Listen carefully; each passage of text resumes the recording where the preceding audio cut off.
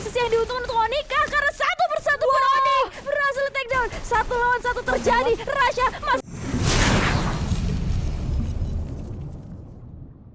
A few moments later. ternyata kalah hari sebagai penutupan kita pada game ke-6 Pro Qualifier Day yang kelima kali ini. Bahkan arah pesawatnya juga masih tentram aman dan jaya ya, dari arah sisi kanan ke arah Holdhampton kali ini. Betul, tapi aku gak ke distract membaca komentar. Apa tuh? Katanya Bigan lu suka sama Baby Lee ya? Bidan. Sas yang kan yang suka sama aku, Sas? Iya, aku suka. Oke, ngelihat beberapa tim sudah mulai turun di drop zone masing-masing, tapi Santa Catarina menjadi salah satu rumah yang sangat ramai. Ada Kagendra, ARF dan juga RRQ di sana. RRQ Kazu sepertinya menjadi tamu yang tak diundang gitu untuk Kagendra. Karena kalau ngomongin Kagendra, ini adalah rumah Kagendra sebenarnya, dan kita akan melihat posisi daripada Dudes yang menggenggam satu senjata jarak jauhnya tapi di jarak sedekat itu. Tapi dengan posisi mereka juga berhasil memenangkan fight dengan satu player dari RF yang berhasil diculik. Keldra sepertinya sudah mulai fokus ke arah luar sana, sementara Dudes akan handle sendirian saja dari arah dalam bersama dengan satu teman yang lainnya sepertinya Razor karena ternyata RRQ itu ngehandle bagian luar dan juga dalam dengan sebegitu baiknya. Bagaimana mereka melulantarkan player-player yang di dalam dulu dan posisi di luar pun mereka handle juga, dan ternyata sudah menjadi satu korban untuk Kagendra. Ya, itu dia, karena mereka seperti yang Baby Lee bilang tadi ya, menghandle dua posisi yang berbeda di dalam dan juga di luar Santa Catarina. Jadi sehingga Kagendra ini yang berada di area lingkup luar Santa Catarina sendiri pun masih terjangkau oleh RRQ. Dan kali ini Kraken satu tuker satu terhadap teman-teman dari Ambiar. Ada Lozi yang baru turun, hampir saja terhit, tapi ternyata masih ada satu bangunan yang mengamankan seorang Lozi sehingga Pobga tidak berhasil mendapatkan visionnya terhadap Lozi di sana. Dan Ambiar masih bisa bermain dengan 4 player sekaligus, begitu juga dengan Kraken. Wait, ada satu ledakan di sana, tapi Mbappe hampir mendapatkan satu kepala. Justru Mbappe yang harus kehilangan dari nyawanya sendiri. Begitu juga dengan Thanos, 1-2 nampaknya terjadi, tapi Kraken masih bisa cukup aman karena langsung di revive kembali Mbappe-nya. Ya, itu dia, masih bisa di revive kembali. Melihat MBR kayaknya emang udah sulit banget posisi mereka. Tapi Santa Catarina menjadi satu fight yang sangat lama, memakan waktu banyak. Bagaimana Dewa masih dengan 3 playernya dengan posisi 1 player baru saja di revive kembali. North masih menjadi pengganggu untuk teman-teman dari RRQ Kazu. Satu persatu sepertinya sudah mulai notice keberadaan dari 2 player dari Dewa yang ada di atas sana, sementara satunya akan turun di tempat yang lain, membuat mereka sepertinya harus menghandle 4 player dari RRQ Kazu. Razor maju ke arah depan sana menggunakan double barrel yang berhasil men-take 1 player. Satu persatu Dewa menjadi makanan oleh teman-teman RRQ Kazu. 10 poin kill berhasil diamankan cuma di Santa Catarina. Udah mulai serius kah manis? Ya kan, dari RRQ apakah sudah mulai balik ke permainan mereka yang memang awal. sudah sedari awal seperti itu. Tapi kalau kita lihat kali ini adanya Vesaka juga yang baru datang ke Holdhampton. Masih ada Kraken di sana, dihabisi satu persatu. Ada satu orang Jepang yang coba untuk dikenok, ternyata berhasil mendapatkan 1 kenok. Akan ada 2 player sekaligus dari Vesaka yang coba untuk memborbardir 1 player dari Kraken, sehingga teman-teman dari Kraken pun harus tumbang satu persatu. Harusnya tersisa satu yang baru di revive kembali, yang nampaknya nggak bakal sih turun di Holdhampton karena udah menjadi miliknya Vesaka sekarang. Iya, kalau misalkan turun di sana sih akan jadi makanan lagi gitu, yang ada di posisi yang memang udah ketahuan gak aman dan ada satu squad yang berbeda gitu. Dan di Command Post menjadi salah satu tempat huni untuk teman-teman Onyx Olympus, Onyx Esports lebih tepatnya, dengan 2 poin kill yang mereka punya. Dan gue masih belum tahu nih connect-nya ke arah mana hitlistnya, karena belum kelihatan ya kalau kita ngelihat dari minimap, karena mereka memanfaatkan satu hitlist. Oh, ternyata dari King Kong itu dia. Dan melihat dari notification ada MBR yang juga bertemu dengan player daripada ARF yang membuat mereka sepertinya akan mendapatkan poin kill tambahannya. Ini dia, masih bisa diutuhkan kembali, Sasya. Betul. Ini MBR tadi kan udah kehilangan beberapa teman-temannya ya. Sekarang udah revive kembali, coba untuk turun di foundation, tapi ternyata satunya tadi diamankan ya oleh tim lainnya. Kali ini coba untuk mengintip Arsenal, mudah bisa terbuka, melooting begitu saja dari MBR. Harusnya cukup kenyang sih dari segi resource, yang mengingat mereka juga baru turun. Dan kita punya Americano di game sebelumnya yang menjadi predator dengan 8 mendapatkan poin eliminasi. Ini cukup baik untuk teman-teman Morp ya, karena juga Morp sendiri berhasil dapetin Buya sehingga menjadi MVP tim dengan poin eliminasi yang sangat banyak, 20 kill. Oh, ini kalau kita ingat hari kemarin itu kita punya ARF yang menyentuh 21, sekarang ada Morp yang menyentuh 20 eliminasi. Nah itu dia, tapi menariknya dari Morp itu adalah ketika kemarin tuh masih Coach Lauren yang handle gitu. Bagaimana Coach Lauren ini bener-bener regenerasi gitu. Kalau kita ngelihat tim e-sport itu biasanya rekrut player-player yang udah berpengalaman di skena e-sport saat itu, tapi dia bener-bener rekrut orang-orang baru yang baru gitu loh. Sampai sekarang Morp masih ada dan gue salut banget bagaimana mereka bisa menjalankan hal itu dengan baik. Tapi kita lihat tadi ada fight yang terjadi juga. MBR berhasil mengamankan 4 poin kill eliminasi. Lozi dan kawan-kawan masih bisa dihidupkan kembali dan mereka juga sudah mulai sedikit demi sedikit reset dengan resource yang mereka punya semakin bertambah, Sahyang. Iya jelas, karena MBR kan tadi ya mengingat mereka ada lope-lope hijaunya ya, baru hidup kembali.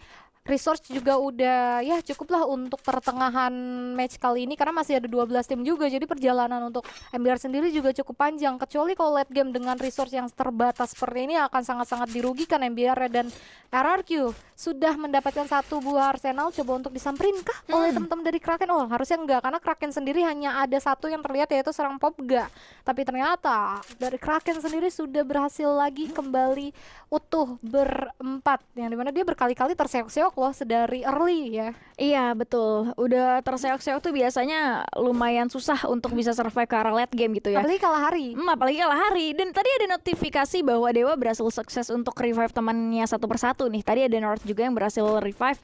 Dan melihat di area Bayfront ada 2 tim yang berbeda, kayaknya bakalan pecah perang juga. Apalagi udah mulai terdengar suara tembakan-tembakan dari RRQ, juga terlihat bahwa Dudes lagi balik ke mode pada apa ya, awalnya si Dudes gitu kan. Bagaimana dia sebagai settingan awal gitu. Sebagai fragger tadi udah ada M79 yang sudah digenggam, tapi harapan gue nggak terjadi lagi yang tadi gitu ya, sampai dia yang harus tereliminasi sendiri oleh M79 ya. Dan ada Jepangan, aduh tolonglah, Jepangan ini dapetin posisi yang POV-nya tuh bener-bener luas banget ya. Bisa jadi informan juga sebenarnya untuk teman-temannya, tapi PR-nya adalah bagaimana caranya dia bisa survive sendiri, karena kalau udah ter-take down agak susah buat di-revive. Betul, apalagi kalau kita melihat RRQ sendiri juga aware terhadap posisinya seorang Oni-chan ini yang coba untuk turun ke arah bawah. Tapi kita pindah POV terlebih dahulu karena peperangan yang terjadi antara RRQ juga akan memakan waktu yang cukup lama. Sedangkan Morp kali ini menembak ke arah Vesaka justru. Dialah yang harus terkena knockdown. Kita lihat kali ini Bigetron tidak bisa untuk dikejar karena ada 2 global yang terpop up untuk menyelamatkan dirinya. Dipecahin satu persatu, terlalu makan waktu yang cukup lama sehingga ketika ada tim lain seperti Morp yang baru datang ke Science kali ini akan menjadi lawan baru dari tim Morp. Bahkan dari Vesaka harusnya udah sadar juga apa yang terjadi oleh teman-teman Morp, sudah terlihat di sana coba untuk kabur dulu sejenak, tapi Hansnya yang malah harus di knockdown. Iya itu dia sebenarnya. Vesaka itu punya satu privilege ketika mereka berhasil nge-take down Steven. Tapi kita akan lihat terlebih dahulu fight yang terjadi, bagaimana Steven masih bisa survive dengan 3 player yang lainnya. David akan coba mencari di manakah lawannya karena ada satu pocket market yang sudah mulai diamankan, dimanfaatkan lebih tepatnya Americano. Coba keluar terlebih dahulu, satu Skyler sudah mulai terlihat di arah sana, mengganggu sekali. Joel akan coba fokus terhadap Yago Jawa yang terlihat di arah sana, satu persatu akan coba dimanfaatkan. Hook gun membuat Joel akan semakin dekat dengan posisi dari Yago Jawa juga yang sudah terkena damage dari arah bawah sana. Gue rasa Yago dapat di posisi yang sebenarnya nggak harusnya ada di situ gitu, tapi Todang dan kawan-kawan masih coba mengeras karena satu player dari Joel yang berhasil diculik oleh mereka sehingga Vesaka sudah kehilangan satu support yang mahal di posisi yang mahal, bisa gue bilang. Bagaimana mereka hanya tersisa 3 player saja. Betul. Dan kali ini posisi dari Todak juga agak sedikit bincang ketika Yago Jawanya ini sebagai sniper ditumbangkan ya. Satu kunci dari Todak sehingga mereka harus mundur dulu sejenak, kehilangan arah dari teman-teman Vesaka. Vesaka udah baik banget, udah langsung aja rotasi selanjutnya menggunakan launchpad. Dan kali ini kita lihat ketika mereka sampai di area B Bayfront sudah ada penunggunya, yaitu dari Kagendra. Dikejutkan begitu saja, bahkan di sana Kagendra mendapatkan 1-0. Apakah akan menjadi 2? Cukup sekarat dari Dead, bahkan disusul oleh seorang Joel. Tersisa 2 versus 3 sepertinya. Kagendra dan juga Vesaka ternyata sama-sama 2 versus 1. 1 versus 2 terjadi, sudah terlihat juga Hans. Tembak ke arah depan, masih belum kena. Hans yang harus terkenalkan sehingga Kagendra bisa bertahan di Bayfront dan mendapatkan poin eliminasi tambahan atas Vesaka. Iya, ini juga berkat kelincahan Raf yang dia punya gitu ya. Dia dapetin 2 poin kill dengan posisi yang dia punya adalah shotgun double barrel. Kita tahu shotgun double barrel kan amonya cuma 2 atau 3 gitu kan. 2 ammo doang gitu. Jadi kayak sebenarnya ada potensi dia untuk reload, untuk miss apa segala macam tuh punya potensi untuk bisa dikasih pressure oleh beberapa player yang ada. Ternyata Raf berhasil memanfaatkan momen tersebut dengan kelincahan yang dia punya. Tadi dia sempat ada momen naik ke global, naik ke arah atas sana, ngebuat lawannya tuh agak sedikit susah untuk apa ya, untuk ngefokusin presisi aimnya terhadap Raf yang ada tadi. Dan itu satu kelincahan yang luar biasa. Kita akan fokus terlebih dahulu kepada tim dari Onyx Esports yang memang sedari tadi mereka udah berhasil mengamankan command post sendirian. Iya, dari awal ya mereka. Dari awal, tapi dengan posisi kiri yang ada di atas sana membuat itu menjadi informan yang mahal sebenarnya untuk teman-teman yang lain. Yap, mereka masih bertahan aja, tapi sayangnya tidak sepenuhnya dapetin zona berikutnya. Jadi kayak mau nggak mau Onyx ini harus maju juga mengikuti zona yang berjalan. Apalagi di sana juga udah terlihat tadi ada satu tim lainnya, dan bener aja ternyata ada Kraken yang dimana juga sedang berhadapan dengan Dewa. Dibantulah di situ, coba untuk di steal kill nampaknya, tapi dua kepala kena oleh seorang Jack. Terlalu terburu-buru nampaknya dari teman-teman Kraken di sini. Dewa juga harus dipulangkan satu player ya, sedangkan Kraken harus puas di posisi ke-11 berarti tadi ya. Satu player terakhir itu dari Kraken. Itu dia, sayang banget, tapi memang nggak bisa dipungkiri itu susah. Diras juga kan tadi sama satu player dari Dewa gitu, yang masuk ke satu tempat yang sama dan juga ada pressure dari tim lain di arah kejauhan. Sementara kita melihat Todak sudah mulai keluar dari posisi yang tadi di Bayfront.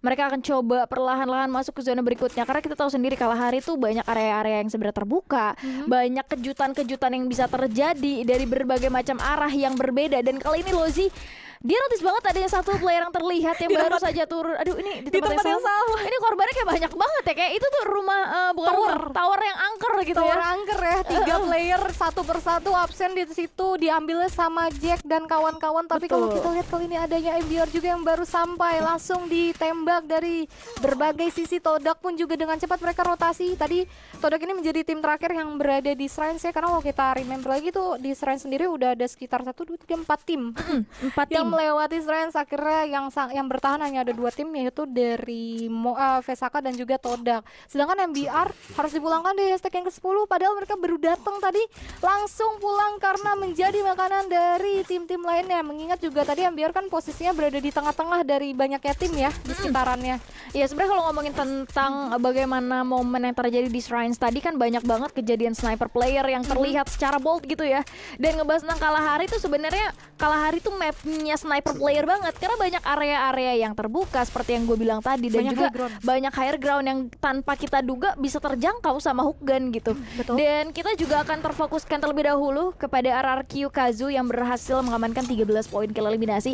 Lawan mereka kali ini adalah Team Morph yang sudah mulai menggunakan atau memanfaatkan satu vehicle-nya. Connect begitu saja, damage dari seorang Maal, nice sekali. Tapi yang cukup disayangkan adalah Morph berhasil memasuki satu kempuan yang cukup aman, tapi tidak aman karena di sana ada tim Todak yang sudah mulai melawan mereka. Tersisa 2 player lagi Amerika masih bisa survive dengan memasuki satu tenda-tenda yang mungkin tidak begitu aman secara lama, karena Amerika hanya tersisa sendirian saja. Apakah Morph akan tereliminasi? Karena satu persatu player dari RRQ Kazu akan mencari di manakah sisanya, di manakah itu dia. Fiddles dan kawan-kawan pun sudah mau terlihat. Morph masih bisa survive, masih bisa, ternyata tidak bisa karena Dudes sudah mulai memasuki pertarungan yang terjadi dengan menggunakan M79 ya. Ya, kali ini coba untuk mengurung diri aja di dalam satu bangunan, tapi dengan adanya spam glue melter yang dilakukan oleh teman-teman Todak membuat glue dari RRQ satu persatu pecah. Kali ini udah ada Skylar juga, terlalu depan posisinya